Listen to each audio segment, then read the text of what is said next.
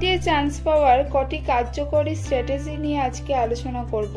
প্রথমেই বলবো যে স্যার ম্যাডামরা যা পড়াচ্ছে সেটা নিজের মতো করে একটা নোটস বানিয়ে সেটা রেগুলার বেসিসে পড়ো এবং রেগুলার নতুন পড়ার সাথে সাথে অবশ্যই 2 ঘন্টা পুরনো পড়া রিভিশন করো।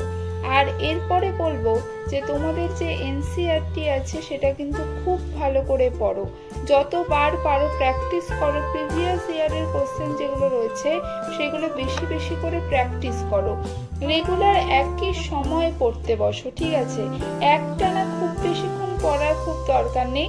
বিশেষ করে একটানা যদি 1 ঘন্টা পড়ো তাহলে অবশ্যই কিন্তু 25 মিনিটের একটা ব্রেক নিতে হবে, ঠিক আছে? যখন পড়তে বসবে নিরিবিলিতে মোবাইলটা সুইচ অফ করে পড়তে বসো, দেখবে পড়ায় খুব ভালো মন বসছে, যা পড়বে সেটা মনে থাকছে। এবং নিজের মতো করে একটা রুটিন বানিয়ে রেগুলার বেসিসে পড়াশোনা করো, যা পড়বে সেটা লিখে রাখো। নিজের নোটস বানানোটা খুব ইম্পর্টেন্ট এবং যেগুলো মনে থাকছে না সেগুলো কিন্তু অবশ্যই দেয়ালে চিপকে রাখো। তার ফলে কিন্তু রোজ রেগুলার দেখলে সেটা তোমাদের মনে থাকবে। এবং রোজ নিজের লেখাটা রিভিশন করো, নির্দিষ্ট একটা সময় বেছে নাও।